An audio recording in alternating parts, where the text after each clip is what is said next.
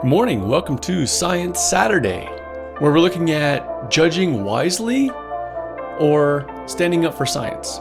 When having a discourse about scientific things or non-scientific things, there tends to be a pool of people that thinks, oh, let bygones be bygones, let people do what they want, regardless of the scientific validity behind it.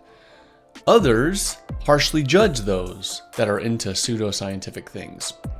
So the question becomes, what is our responsibility to judge or not judge?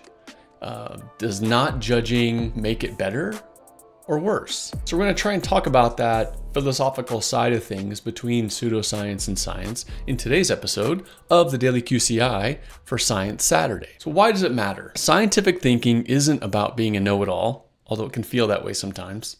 It's about knowing how we know what we know.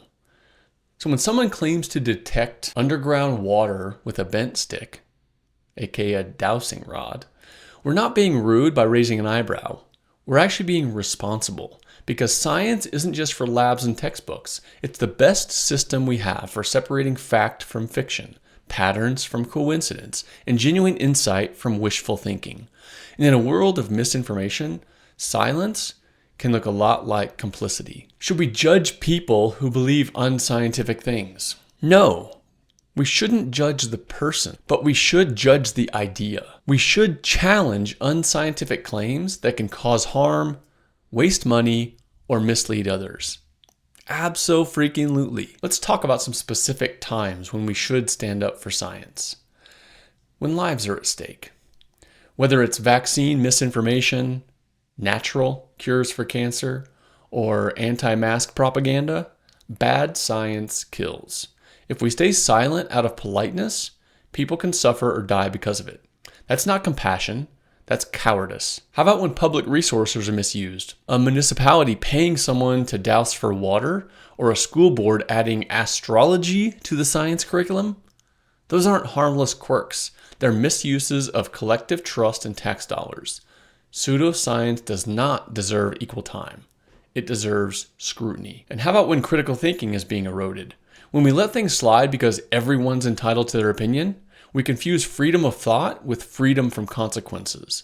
Opinions are fine, but not all ideas are created equal or supported by evidence. If we don't model scientific reasoning, who will? So science is not a belief system, it's a method. It asks, what's the evidence? How do we test it? What happens if we're wrong? And it welcomes being wrong, because that's how it gets better. In today's day and age, it can be hard to know what is accurate information and what isn't. So having the skills to do some research becomes really valuable. How many times have you shared a claim or a meme or information without fact-checking it? Try fact-checking it first. And this leads us to evidence-based medicine or evidence-based dentistry. The triad of thinking through the evidence, clinical experience, and the patient's wants, needs, and desires, and trying to balance those three things. It doesn't mean that if there's no evidence for something, we shouldn't do it. It doesn't mean that if the patient wants something that there's a poor evidence for, that we shouldn't do it. It means we should take those three things into consideration.